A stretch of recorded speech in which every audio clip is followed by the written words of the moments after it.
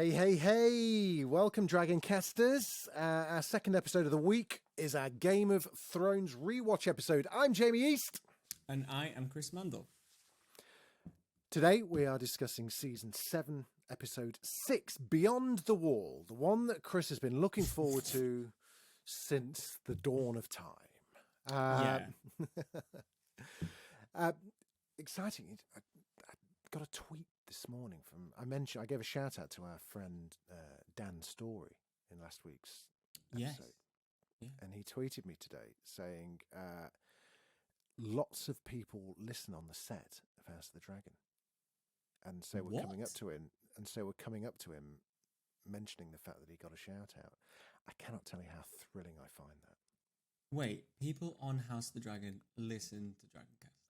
I know, it's kind of like, I was like, well, after I was kind of like, oh my god, I was like, well, okay, well, of course, I guess they're going to be fans of the shows that we're talking about, so why wouldn't they? But then also it's kind of like, it's kind of like just a bit. It's made me feel. I feel like I'm going to have to. It's made me feel a bit self-conscious. Yeah. Although there isn't really anyone on.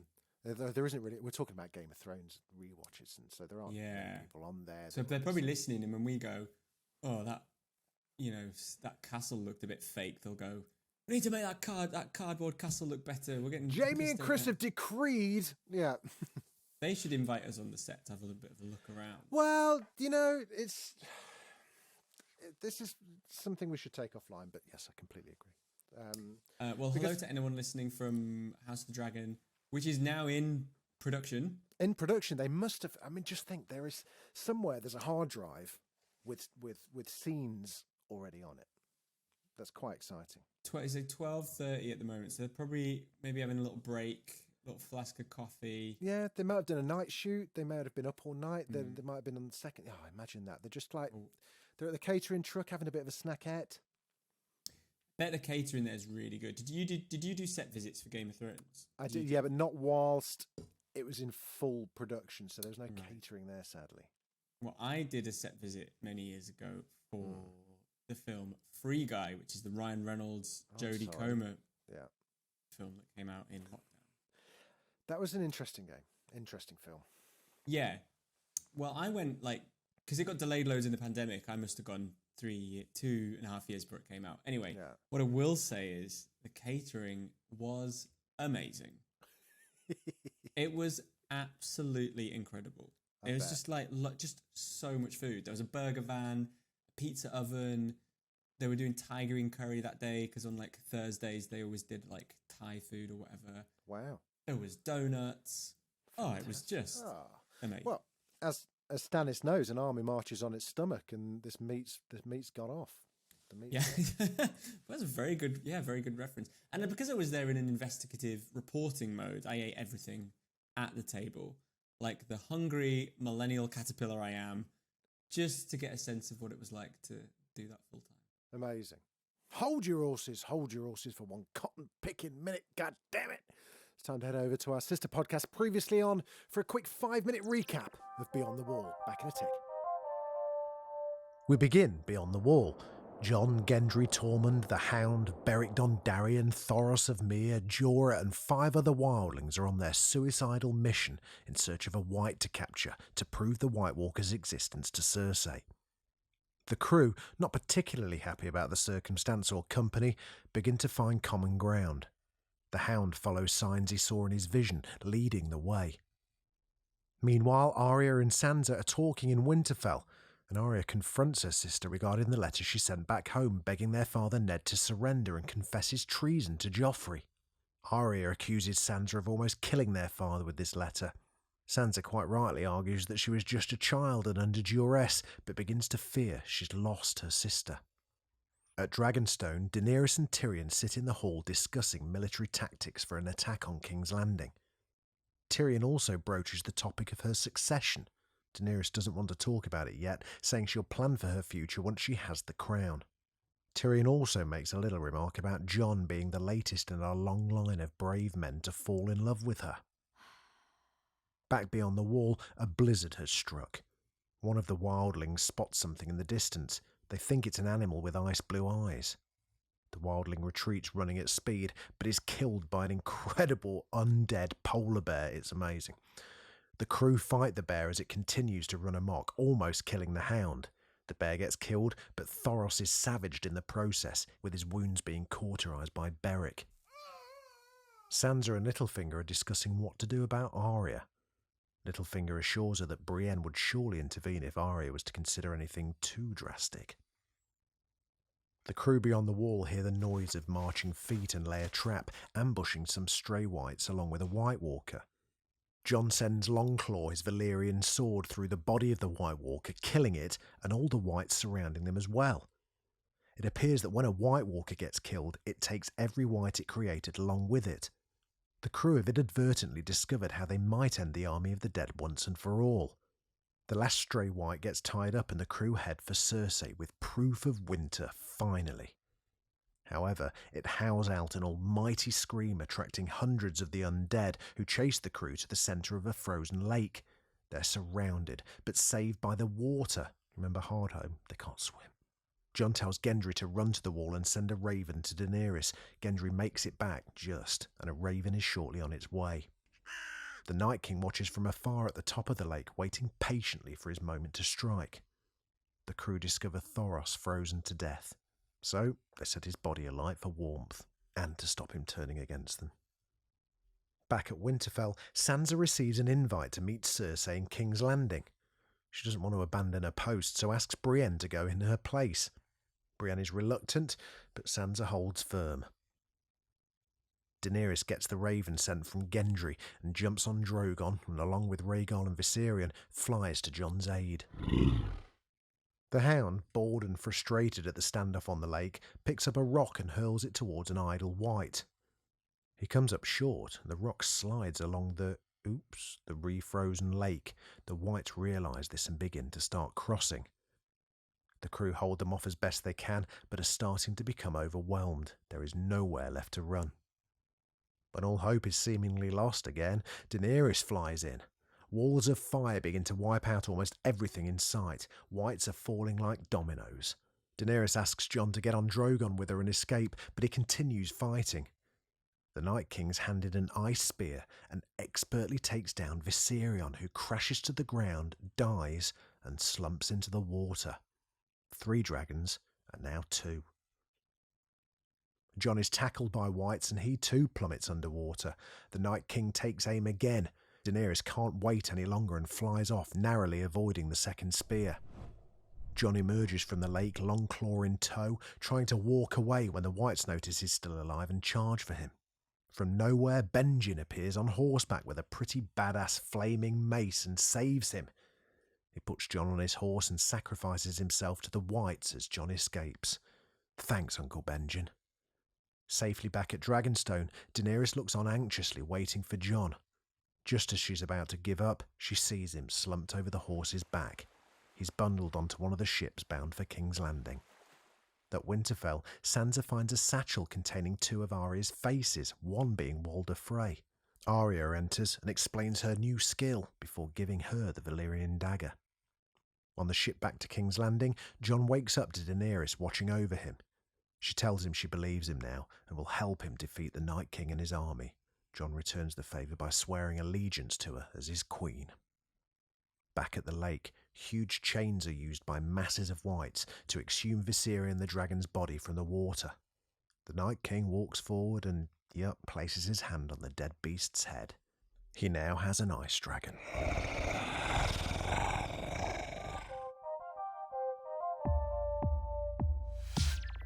Listeners will know that you fucking hate this episode. So you did say last week you weren't going to shit on it. I'm going to offer a counter argument. I really enjoyed it. I think there's daftness in the plot, and it goes a little bit Marvel and a little bit kind of like, hang on a sec, what fucking energy gels was Gendry eating? But there was lots to enjoy from this. Yes, lots and lots. There is lots to enjoy. I would say also I forgot until this episode, because we've skipped tons of episode 5. Yeah. I forgot that the reason they know where they're going in the never before traversed parts north of the wall is that the Hound had a vision. Yes. In the Okay. flames. Yeah, I'd forgotten that was. Did he have that in the fire of the Brotherhood of Banners when he was like being held captive by them? So no, it was last episode, I think. Oh, was it? Oh, no. So the Hound, the fabled magical the man that creature, can't look at fire without breaking out in a sweat. Got his goggles on. Of course he did. He had a vision of the mountain that looked like an arrowhead. An arrowhead. So, yeah. Okay. So, well, listen, I talked about it a bit last week. I think you get to a point where you're like, look, we've got 9 episodes left, or we've got 7 episodes left of this whole thing, and we've got shit tons to do. You have to build the episodes around moments, and you have to find the moment, figure the episode out afterwards. Yeah. That's why it is the way it is. Now, I don't want to be the sort of person that is like, dragons can't cover that. Listen, obviously I think that, and I spend a lot of time thinking, this is fucking ridiculous. Yeah. But it's a show called Game of Thrones. Let's just let that go. I thought generally it was, really well paced. It's a really character-heavy episode because there's huge. all these different this gang that's gone, and they've all got different histories and different grudges and different amounts of respect for one another, and I really liked that. I thought it was really well done. There was lots of good. Yeah, it was. The script writers had fun with having Tormund speaking to the Hound and having Gendry kind of having a chat, and with the Brotherhood, he gets to finally say, like, "You sold me to a witch," and then they were like, "Yeah, and what did she do to you exactly?" And they were like, "Well, she put some leeches on me," and they're like, "Get over it, mate. He's been killed 6 times." Yeah. Some of us have been shoved in fires by our brothers as children, and you got sucked by a leech, and then let go.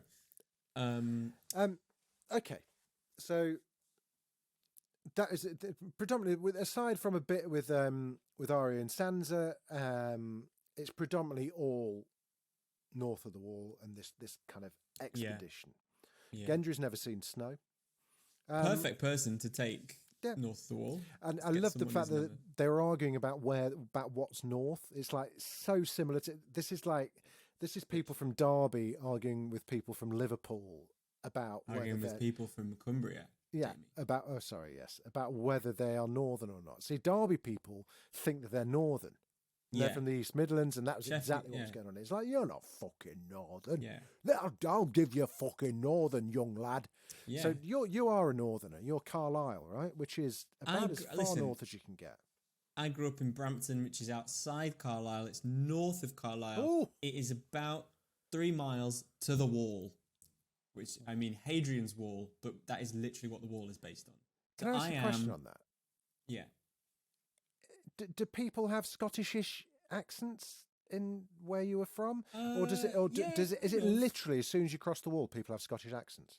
Well, it's the accents immediately north of the Wall around Gretna are quite soft, and a lot of the Carlisle and West Cumbrian, which is because the thing about Cumbria is you've got Carlisle the city, and then it's just farmlands as far as the eye can see, and it's so a lot of people don't really move around a lot. So, and also I'm saying this as someone with a degree in linguistics. So when people don't move, the accents stay very strong, and when they do move, they sort of weaker. So you do find it's like my dad, for example, is English, but he rolls his R's occasionally, which is but that's because his mum was Scottish, and so so you get you do notice bits of it, but interesting. So I've always wondered that if it's just like as soon as you cross the Wall. To confirm, I am as north as it gets in many ways.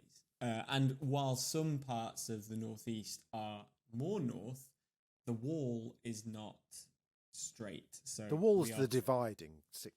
But the Wall kind of goes like this. So we are really close to the Wall. And so you win.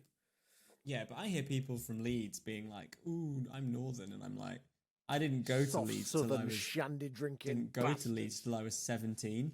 What? Something like that. Yeah. Really? Was that like a big trip to was that like when Scott and Charlene go to the city and Neighbours? Yeah. I was like, this feels very southern to me, and they would effing and blinding. But yeah, it's so I related to a lot to that. But I love that they're all sort of like, well, what is north, what is south? I love that because of the shape of the continent, no one's arguing over east versus west, because they're like, well, there's no east or west really, because it's such a small place. But it's too yeah, narrow. they've got all these different factions sort of chatting away, and Jorah and Jon got to talk about oh god, what's their dad called? Gior Mormont. Yeah. And they got to talk about him, and tries to give Longclaw back. He does. Also, there's just so much, because Ned is the one that captured Jorah when he was like on the run, and like he ran away because he was like poaching people, wasn't he? He was sort of selling slaves. Yeah, that's and what Jorah was banished from the family for. That's what I love that about Game of Thrones. It's like, I mean, you have to do it when writing a book, but it's like, considering it's such a sprawling story covering continents and worlds. Actually, the only things that happened only happened to like 30 people, like ever. It's like, which is everyone's got some history. The other thing that I thought was a detail that I thought A, wasn't really true, and B, just good foreshadowing, is I think it's Beric or Thoros says to Jon, you don't really look like your dad. You don't look like Eddard that much. And that is obviously because he is not Eddard's son. Not. Yeah, but he does look like Eddard. I think he looks like Ned Stark.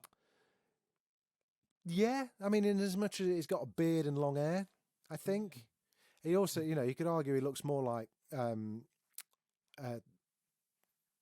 Sheriff of Nottingham. It's got that kind of. I think he just had a beard. It's like, but then he looks. Jon Snow and Robb Stark looked very similar.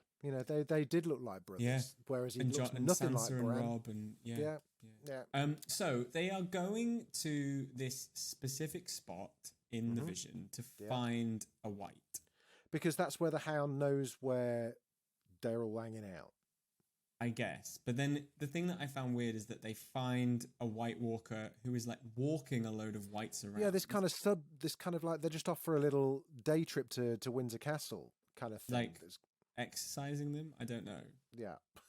And they kill the White Walker.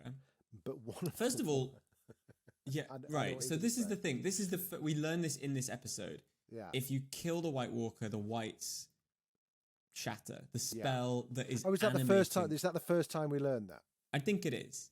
Okay. I think it is. However, one of them does stay alive.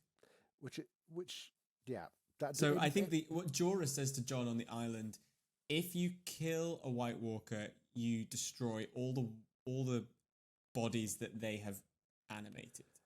So the idea, what is implicated is that one guy they captured, someone else turned him into a white and just didn't walk. He was just in another group. And I'm just like, the pain in my lumbar from doing these backflips to understand this concept is just... But it's hang on a sec. It makes perfect sense. But it didn't happen at Hardhome. They fucking killed a White Walker and there was still like 90,000 people. He might have been a newbie White Walker. He might have just not. He's on probation. Maybe all the ones that he turned were north of the water, like miles away still. And all of a sudden, there's a whole village of just sort of load of prisoners being held by them. Just got millions just disappeared instantaneously, like the fucking Thanos snap. Yeah. Well, this is how it works, right? But it's still like, it's perfectly logical. Thank God. Can you imagine though if they were like, well, we killed the White Walker and all the whites around died, so like we can't find any. We have to just go home. Obviously, I'm being a critical, difficult troll. But no, it's just stuff like this where you're like, oh, here we go. So anyway, so they find the white and they capture him and they get led to the lake, this big frozen lake. And that whole sequence is kind of amazing where they don't want to walk over it and then they sort of manage to, and the whites all start to fall in. The weight of them is what shatters the ice. Yeah. And what it does clarify, which we didn't know after Hardhome, is that they can sort of swim. Like, some of them get out and some of them sort of burst out of the ice. So some of them... Which is weird because the whole premise is the fact that the ice has melted so they can't get to them because they can't swim. Oh yeah. And they couldn't swim. Maybe the only ones that can swim are the ones that, if they're like just bone, they can't swim. But if they've still got a bit of flesh on them, they can. Yeah. Because otherwise, how do they get the dragon out? How do they get the chains around the dragon? Some of them sacrificed themselves. The Night King said, "Right, dive down there with this chain just before you die, or as you're sinking, just hook it around Viserion's tooth or something head." Look, it's a fucking But you're 3.5 right, mile long chain, the width of my house. You know, thank God we had these 3.5 mile chains. We don't even have houses. Time and meaning is a fluid construct in this episode. It is. How far from them is the wall? Do we know how many miles? I'm not sure. I did clock though that we get Eastwatch, which is the eastmost castle that they go to. It can't have been that close. So Yeah. Eastwatch So from where they far. were is like it's got to be A day. It's got to be 20 miles. Yeah. Got to be 20 miles. Yeah. Gendry ran there in. I mean, it hurts your brain once you start to think about it. It does. And I know, like, we're not making it fun for anyone by being like, but it does get annoying. It's just a bit like. Well, we don't have to be in awe of the. We know what happens. We know who dies. We know what happens. This, that. We can it's all done with humour, where it's a bit kind of like you can see that the writers' room must have tied itself up in knots, where they were just like. And this is what I mean about like. This is what I mean about like, you know, writing yourself into corners, because Daenerys could have been like, look, I know they didn't need me, but I'm going to go anyway. And she can be on the wall with her dragons and go, I don't feel good about this. They've been away a whole day. Yeah. You know, it's the writing in, like, leave your hammer and run to her, or send a raven to Dragonstone. Send a fucking dragon just to kind of like drone over, to be a drone with them. So I think it's just what I mean. It's like, I think that there's a better version of this story that doesn't involve the gymnastics that it had to do. But I think, again, it's just... What would... So there are only two things that needed to happen in this episode, right? One is that they capture the White. Two is that Viserion gets killed. Yeah. Those are the two things that have to happen, because there was no way for the Night King to get past the wall without the Ice Dragon. Everyone had kind of this is what... Yeah, you're right. Sorry, I'll let you finish. Yeah, so everyone had kind of like pretty much guessed that at some point he was going to get a dragon. We all thought it was because Jon was going to have one dragon, which is what happened. Mm. So they were the two things that had to happen, and I agree with you that the way that happened was just weird. Yeah. I watched this with Mrs. East, this episode, and she sat down and she immediately clocked which episode it was, and she went, "This is my favourite ever episode of Game of Thrones." Oh my God, I thought you were going to say the exact opposite. No. I think we watched this through a different prism. Oh, for sure. My wife watches that through, I fucking love Beric Dondarrion. It's exciting. Fuck, there's a big bear and the dragon gets killed. They're like the big... It's also a shit ton. You cannot be on your phone with this one. You have to watch it. It's a lot of action. It's tense. Have you ever read the book Dark Matter? No. Right. It's a really, really good. It's like a horror. It's a horror story set in snow, and and you get a real sense of that at the beginning, where it's like, is that a bear? And then someone says, "Does a bear have blue eyes?" And you go, "Oh my God!" That bear was kind of... The bear was great. First white bear, like WIGHT bear. We've seen horses. We've seen giants. We'll see a dragon by the end of the season. That's cool, and you know. But my point being is that it's an exciting episode. If you don't analyze the plot holes, it's a fucking great episode, because it's got because it contains everything. It's got foreshadowing, it's got action, it's got horror, it's got scares, and then over in Winterfell we have a great set of like Arya and Sansa. Arya and Sansa really getting stuck into it. Yeah.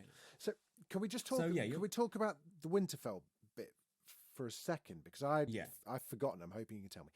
At this stage, are they both playing Littlefinger off? Because all of a sudden I remembered at the end that it was all a big ruse, that basically Littlefinger thought he was playing them off against each other when in effect they were switcherooing on him. Has that happened yet? No. I mean, okay, so I think there's two things. I think you can see it as them performing, falling out. Yeah. But most of the scenes they're in, there's no one around. Like, yes. So I think the slip up is actually next episode when Baelish says to Sansa, your sister wants to be the Lady of Winterfell. And Sansa's like, it's literally not what she wants. You've never spent any time with Arya. Yeah. The only thing you can think of is this, she wants the same thing I want. You're bullshitting. Yeah. So I think that's where it comes. Okay. I remember when I watched this the first time and probably the second or third times, I thought, I don't like this storyline because I don't like the way they've just created tension that probably wouldn't exist. Yeah. The thing that, but I will just also caveat that by saying, I think it's actually great. It's a great episode. Like it actually kind of works, but I do think it could have been improved. Like have them arguing in front of people so that Littlefinger hears that they're always fighting. Yeah. One of the things that I don't really buy is Arya saying, I saw you when our dad got beheaded. You were with the Lannisters, because when he gets beheaded, Sansa... She really was not happy. Yeah. She screams and then like faints. Yeah. So you're kind of like, I just don't believe that you believe that she's complicit in this. The other line that sort of really stuck out on a rewatch was Sansa says to Littlefinger, you know, the Northern Lords won't back me because I've been married to two of our enemies. Like, you were a child when you were married to both of them, and no one in this society is like, oh, she chose that dishy Lannister. Like, she was forced to do it. Yeah. So I think a lot of the anxiety and a lot of the paranoia just doesn't really, like, wash. No, Having it said doesn't. that, you're right. The scene where Sansa, like, goes to Arya's room and finds all the masks, I really like that. And this is something I only picked up today. Sansa very distinctly closes the door behind her.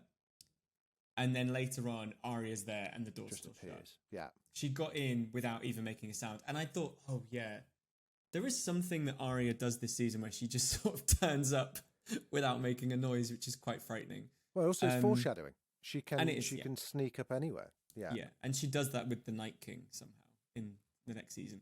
So to answer your point, I don't think they are playing along at this point. Right. I also think when you've got Bran, human Wikipedia, wouldn't you just go, look, can you just go there? But we said this last week. Isaac Hempstead Wright says that Bran hasn't learned how to do it yet. But we saw him say chaos is a ladder when Littlefinger said the word chaos. I'm sure if you just we got a hint of like, actually, Littlefinger's a bit of a nutter. You need to watch it, guys, sisters. Can we just like, The other thing though that I want us to talk about with these two is that Sansa sending Brienne away is an interesting one. Yeah. I presume she wanted Littlefinger to see her sending Brienne away to think, oh, she's even more alone, and I can move in for the kill. Well, yeah, but that gives the impression that they are onto him. No, because I thought the point that she sent Brienne away for was Littlefinger said she's there to serve both Catelyn's daughters, and I think you're supposed to think that Sansa thinks Brienne will work with gets on better with Arya. Right. Okay. Yeah. But again, listen, my back is killing with the gymnastics I'm having to do to justify some of this. So, but also, again, it goes, well, Brienne needs to be at the big meeting next episode because she needs to reunite with Jaime and she needs to reunite with the Hound. I thought it was quite in keeping for Sansa to be like, the fuck, I'm not going back to King's Landing. Fuck that. No, exactly. But also, she was the Lady of Winterfell. She was like, I'm not going there if there's a chance I can be killed because there's no one else to run this place. John hasn't been seen for weeks. Just because she summoned me, it's like, it's not jury duty. I don't have to go. No, precisely. So I sort of respected that, although it would have been really cool, Sansa never sees Cersei again in the show, and there's no Arya doesn't see her as far as I'm aware. So no, that's true. Yeah. You know, there's no redemption a shame. There. Yeah, it's a shame. But no, I like the Winterfell stuff. It's paranoia. It's kind of difficult. It's weird. I just think they're in a state of flux, aren't they? You know, they kind of lost without Jon because he was like a true leader, even though he wasn't the true leader. But again, it's also like it's the women left in flux because the men are out fighting. It's just such a typical kind of like. I sort of think one of the things they could have done to just like write out Bran is he goes, look, I need to plug into the weirwood tree and I need to learn as much as I can about the Night King. Do not disturb. You know, like when back in the day, if you wanted to like go on the internet, your mum had to get off the phone to like uncle such and such. You know, I kind of think he could have gone, look, I've got to go through like 20 million years of history. Yeah. Deal with your own shit. It's going to take a while. And he has like a tie on his door to just be like, leave me alone. Yeah. That could have been an easy way to just, because otherwise I'm watching this whole thing and I'm like, what's Bran doing? Yeah. What's he doing? What's your plan? Yeah. What's he up to? Is he just... Okay, let's get into Avengers Assemble moment. Yeah. Love it. I don't know, actually, before then there was Tyrion chatting to Dany, which I really enjoyed that. You know. Yeah. Then they're really not getting on. Dany's thinking, I hired too hastily. I've hired this guy straight off LinkedIn without meeting him. And I don't think he's on my side. Tyrion is like, holy shit, I've backed a nutcase.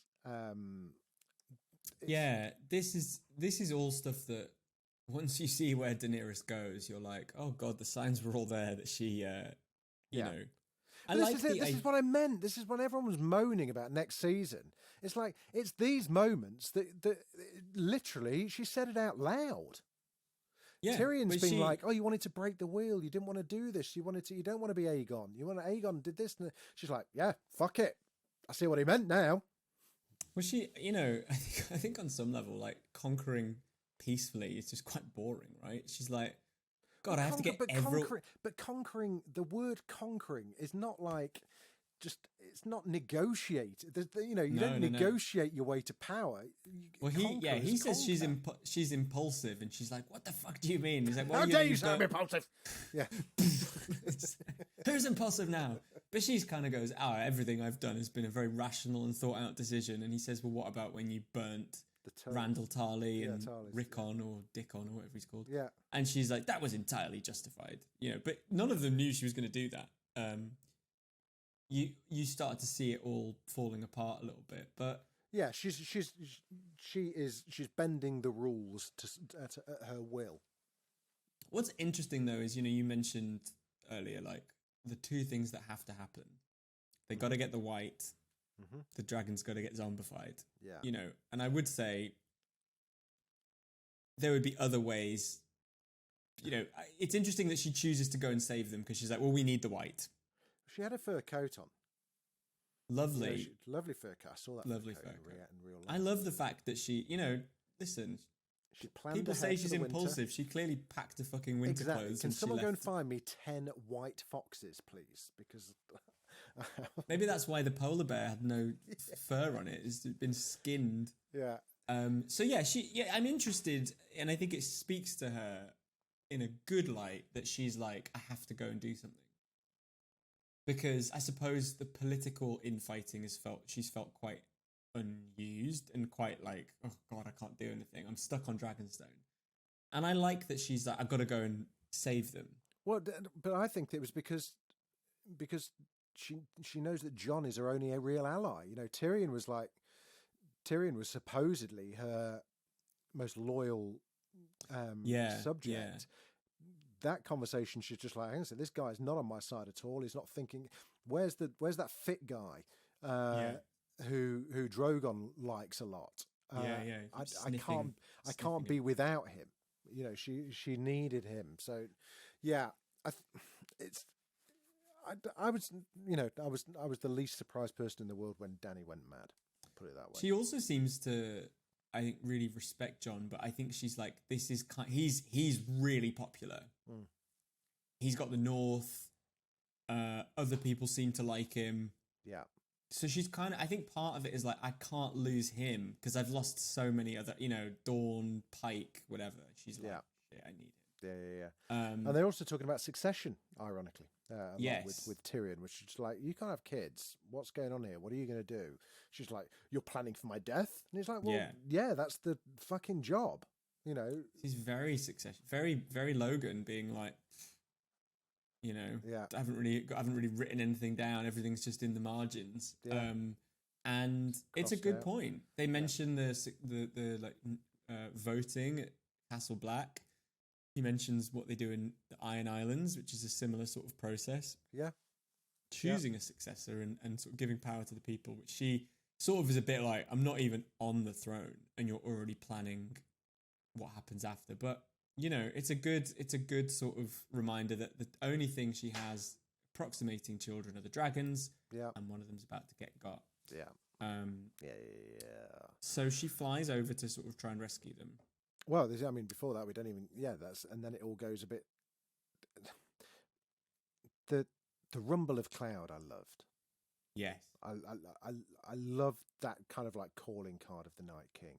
Yeah. Because that's when Jon knows that shit's about to get... That he's not going to be able to fight his way out of this. Although him trying to fight his way out of this is the reason that Viserion gets zombified in the first place, because he dilly-dallies rather than getting on the fucking dragon. Getting on the dragon. Which, who knew they could hold like 9 people?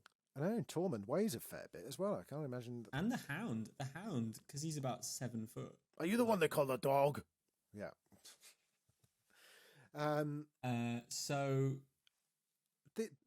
the I have to say, any scene with Beric Dondarrion is a great scene. Richard Dormer, amazing, is fucking brilliant. I have to he is exactly the same as Beric Dondarrion in real life, and I mean this in the most affectionate way. He's a fucking nutcase. He's brilliant. Is he? Oh, I love that. At the premiere for season 8, when we did the thing in Belfast, he was all over the shop in a brilliant way. He was great fun to be around. A little loopy, is he? Great fun. Oh, I love that. Yeah. So looks like it does look like he seems like the character sort of came into his own because of who was playing him. Cast him. Yeah, 100%. He was so good. Those swords, the flaming swords, actually light as well. Like, so there are elements. There are elements. No, even better than that. So there are versions where it's just CGI'd, obviously. But Tommy, who was the weapons master for Game of Thrones, hey to Tommy, if you're listening, miss you, big guy. He built these swords, that they genuinely had a pipe in the middle filled with like propane, and a pipe that ran down the sleeve of Richard Dormer to his feet, where he had like a kill switch and stuff in his shoe where he could light it just by triggering like his foot. Amazing. So they actually, like, when you're a kid and you watch like Star Wars and you go, oh my God, imagine if their lightsabers were real. Fucking Beric Dondarrion's sword actually exploded into flames at will. He'd be so popular in like the smoking area. Someone's like, anyone got a light? You just sort of take someone's face off accidentally. Love it. That's amazing. Yeah, that's really exciting. And yeah, the onslaught. He's been resurrected by the Lord of Light. He can do what Melisandre can do, which is, well, in the books he actually uses wildfire to light his sword. Does he? A little cachet of it, yeah. But in the show, it's just implied that magic, because he's come into contact with the Lord of Light, the Red God, whatever, he can just do it. And it's I must say, I prefer that. I prefer him having a bit of magic about him. Just walking around with a bottle of wildfire just sounds like a really dangerous thing. I think especially because I was actually reading this morning. I've always found that the Night King's javelin, for lack of a better word, I was like, so well, you just carry it out. You just went on and just threw that at the dragon. It is his sword. It's his the White Walker's version of a broadsword, which is like a very thin, very floppy. Very flaccid in real life. Yeah. Not made out of hard plastic, noodles. Made out of like latexy rubber. Like a big flat. So I was kind of like, oh, what the fuck is that? If it's a sword, fine. But you just thought, hey, do you know what? I could actually probably hit that creature I've never seen in my life. But George R. R. Martin has written about the White Walkers, and he says they can do things with ice that we could only imagine. And so I think it's good if we think about Beric having the flaming sword. This is like a magic ice sword, and I imagine it's the fact it's magic that is what kills Viserion. It's like dragon glass on crack. Yeah, that's fair enough. But it's not really sort of clear. I didn't mind the spear on a second one. I was like, do you know what? It's fine. Yeah, I didn't particularly like. I didn't care much for the CGI of it. It kind of didn't feel like a real. He didn't like he put any kind of like effort into it, and it just kind of like went flying. I'd like to have heard a Night King grunt, but I just liked that whole. I mean, it does it quite a lot, doesn't it? With I don't know how many times Jon Snow has to get surrounded before he kind of like catches the eye of Jorah or Tormund, and like, this is it, we're fucked now. I loved the Hound kind of like just getting bored and just starting throwing fucking rocks at them, and that's how they realise that the ice is frozen over. I mean, it was cheesy as fuck, but like that, like he hit the jaw off like one of the most boniest kind of like whites there, who like no brain or muscle or anything managed to kind of like think, hang on a minute, and like look down. That was the one that again. Is so emaciated. Yeah, there's nothing to These it. boots still stay on his feet. I'm like, they look about 40 sizes too big. It's just like, oh yeah, sure, okay, yeah, your Uggs are on, fine. But yeah, that is thrilling though. When there's so many of them. It was a good moment. It was a good kind of like it was a nice. So this is there's a theory. So in the books, Stannis is about to fight Ramsay. Yeah. Near Winterfell. There's this theory that what's going to happen in the next book is that Stannis leads Ramsay's army onto this huge frozen lake, and they all fall in and drown. Because there's so much snow at the moment that the lake is like covered in a sheet of snow. Right. And I thought, what they don't know it's a lake.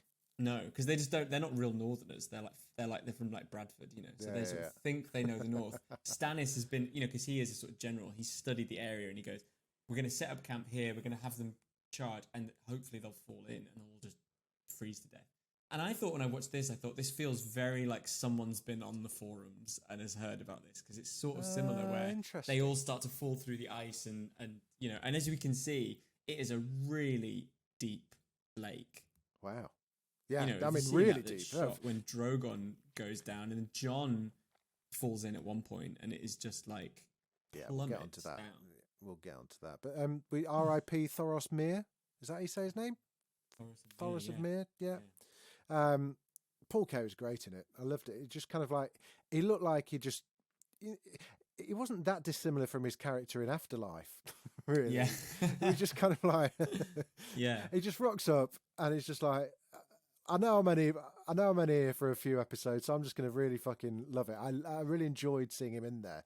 Amazing hairstyle. But, love it. But it, left Beric Dondarrion up shit creek without a paddle. It's kind of like, right, well, your priest's dead now.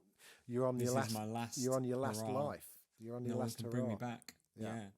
And Jon had a similar thing, didn't he? Where he was like, I don't know why I was brought back, but.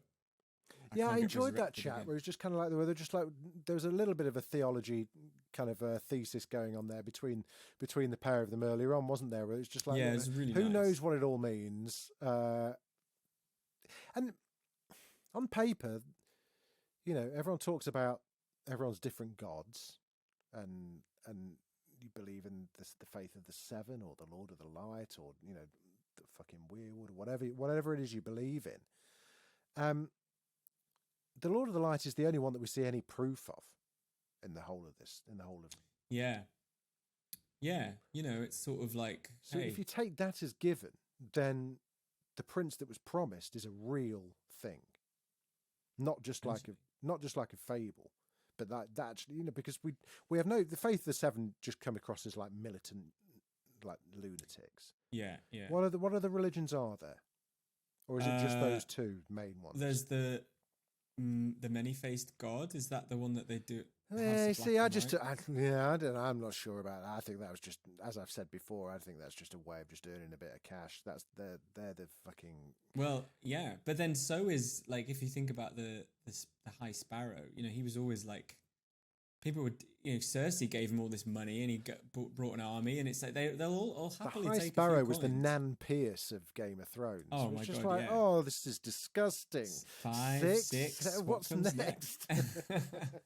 I think there's I mean, the Lord of Light seems to have worked in some way, because for all you could say, well, Stannis sacrificed his daughter and the sun came out, might have happened anyway, but Jon came back to life. Well, even if just fucking Beric Dondarrion being able to light his sword by the power of thought, it would be enough. If someone did that in front of me and said, you know what, Buddha, this, that god, this god, fuck them all. My god's Peter, but look what he can do. Holds up a sword in front of me and turns and makes it flame in front of my eyes with no... I'd believe in that god. I'd be like, right, okay, fine, I'm with you. I take it all back. Yeah. And then you find out he's got a pouch of brandy on him, and you think, hang on a minute, you've just been flambeing this sword, you charlatan. Tommy from Belfast is behind him with a gas propane canister. Yeah.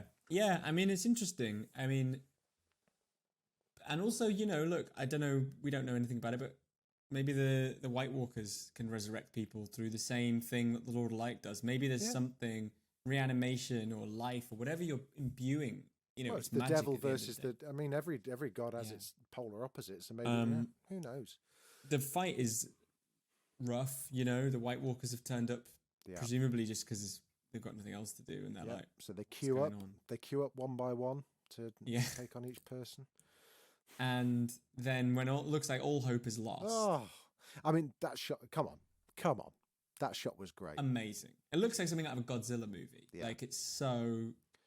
And it's because of all the color. It's because of all the orange and all the blue. light. It just goes from blue. It's the screen turns orange before you even know what's happening.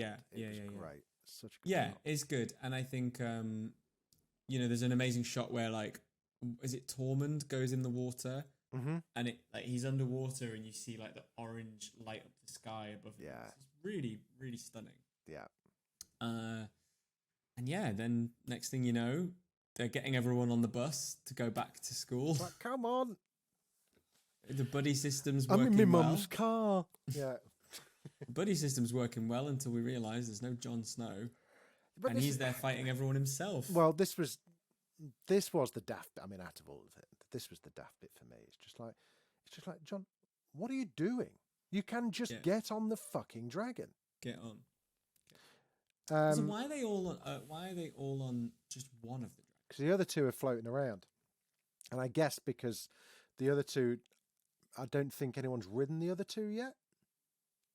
So maybe they're not. Maybe they're not they're not broken in yet. They're like those bucking broncos. They'd like absolutely flip their fucking lid if someone got on their back. Can you imagine them bucking bronco dragons? So I guess that. But then, so the spear kills Viserion, and it's a great shot. It comes down like the hits the jugular. There's blood everywhere. Goes down, crashes. Daenerys puts on her sad face. Do you know, it doesn't look sad enough. I'm not to criticise Emilia Clarke. She smashes it on this show. She just sort of goes like this.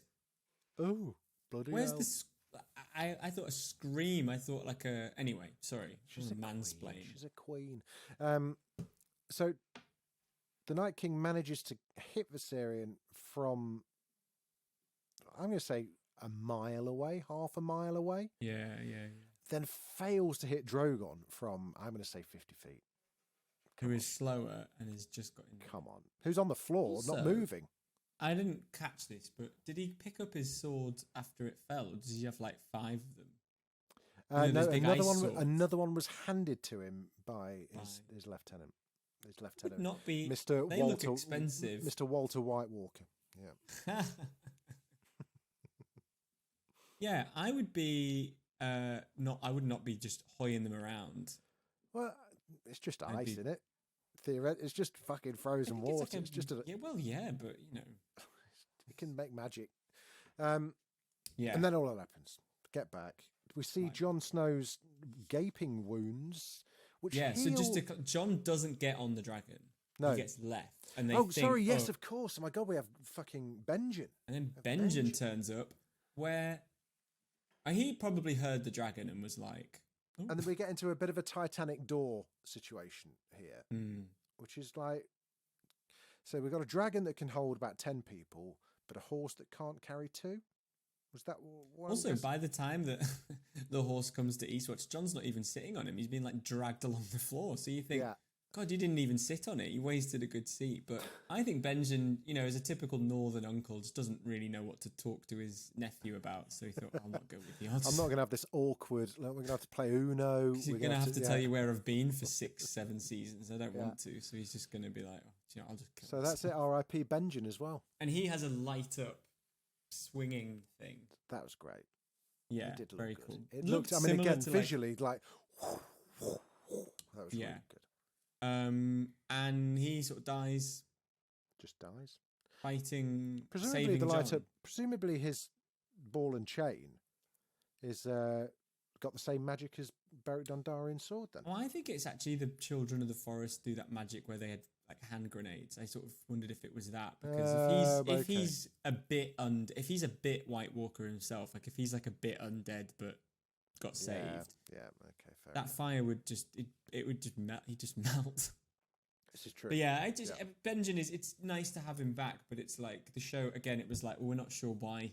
We've got to do something with him. Yeah, he did explain in the last season when he saves Bran and Mira, and he says they tried turning him into a White Walker, and the Children of the Forest reversed it, or something like that. That feels to me like that feels like they forgot to ask George what happens with Benjen.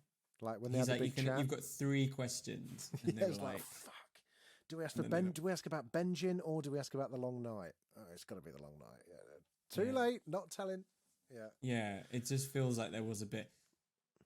So I don't find it that satisfying when they bring someone back and they don't really tell you why. You think I was interested. It probably means nothing. It's like when Jon arrived at wherever it was they were, the Eastwatch.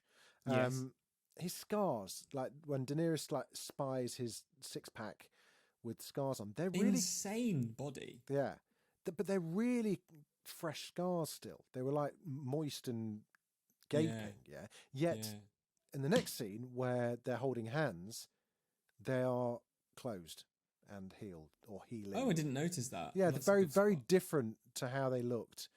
In there. I don't know whether that was just a continuity error or whether it means they probably shot the first one second because they went, it doesn't look woundy enough. Yeah, maybe. So. But yeah, she sees that for the first time. Davos says to her earlier in the season, he literally took a knife through the heart, and she's like, "What a strange thing to say to someone who." And he was like, "Oh, it's a metaphor." Yeah. When he said literally, he meant metaphorically. Do you know what the other thing is? Just talking about how colloquial the language is now. The Hound says to Gendry, like, "Oh, stop bitching about something," and I was whinging. He said bitching as well. He said, did he? If you, yeah. He did say whinging because he said when you complain with your mouth open, that's it. Yeah, that's weird. He said bitching as well. That doesn't feel like that doesn't feel very Westerosi, does it? It's like someone. I'm sure. Can't clarify this. I'm sure someone gets called like a dick on one episode, and I was like, yeah. Yeah, and then someone starts flossing, and there was like they did the weekend dance. They did the weekend dance at some point. It all got a bit. Anyway, so they get back. Jon apologizes. Sorry for killing the dragon. Sorry for. She's like, "Oh, it's fine."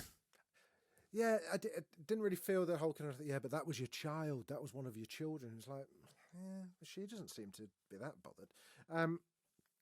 And then we get the greatest shot. Arguably was the chain shot with I mean it was a real, whether you agree with the logistics of it or not, it was such a crowd pleasing shot because it was just like, here we fucking go. And it's like, oh, they're fucked. Yeah, it felt like, well, without, because all we've heard for 7 seasons is like, yeah, but dragons, You know, we can't do it. Yeah, but dragons. Yeah, but it doesn't matter how many armies you got. She's got dragons. You know, we've seen her solve everything just by burning things alive. And then it's like, oh yeah, well, we've got the fucking guy with the zombie army, and he's got a dragon now. You are screwed. Yeah. And you know what? Not wrong. Do you know what?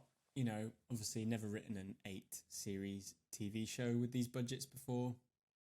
Easy to judge from the sidelines, but I will say this. I think they should have spent season 7 doing the fight for the Iron Throne, season 8 fighting the White Walkers. I think the problem is that they've just kind of got it all. Both. Yeah. You know what? Hard agree on that, because as I've always said throughout this rewatch, the bit that the most enjoyable thing to watch for this was the battle of Ice and Fire, was the Night King versus that. I always found that to be the more important of the two things. The political thing is great and exciting and intriguing and complex. Yeah. But yeah, I needed the long night to be the last episode. Yeah, because it doesn't mean I didn't want anything that happened after that to happen. I just wanted that to be the final episode, because it's just on such a big scale. It's on such a big scale. Yeah. The thing I think also, Daenerys says a couple of times, she's only helping because Jon's going to bend the knee. She's only getting involved because it means his like subservience to her cause. And so what I would think would have been fascinating is if she wins the throne and then she won't help because she's like, I've got what I want. Yeah. And that, it's very noble of her helping, but it is sort of not. That's where I think we kind of lose her, because it's like, you're actually really ruthless. But she fell in love with him, Chris. I think, well, you can't deny the Kit cock would not have an impact on your political persuasions. Listen, I would go north for him. You go north, you go interstellar. I would do my gymnastics for him. He's quite short. I mean, do you know what? It doesn't matter. Well, they say that in this. Isn't that this episode where they say he's quite short, isn't he? Quite short fella. He is. He's got small hands. Nothing wrong with that, but I just wouldn't be fun to play basketball with, would he? He would not. Okay. Anyway, I did enjoy that episode. Lots to talk about. I think next episode is a real winner. Like this big confrontation. Yeah. In King's Landing. It's got a bit of it, and it's got a great final scene as well. There we are. We're hurtling towards it as well, aren't we? It's crazy. 4 more to go. We've only got 4 more Game of Thrones rewatches to do, because as we've mentioned before, we're going to do season 8. We're going to do 2 episodes at once. We're going to do the whole season, but 2 episodes per podcast episode. I'm actually really looking forward to that. Same, and we haven't talked ourselves out of it either. We are still going to do the final Game of Thrones rewatch live. We're going to stream it. I think on YouTube. I think, unless someone can tell me, I don't understand Twitch. Or it might be illegal. I don't think it won't be illegal. But we're definitely going to stream it live on YouTube. Unless someone technical can tell us that there's a better way or more interactive way of doing that. That's what we're planning on doing. And I think, are you coming over to Shays East to do that? Yeah. Obviously, won't be able to do it in work hours.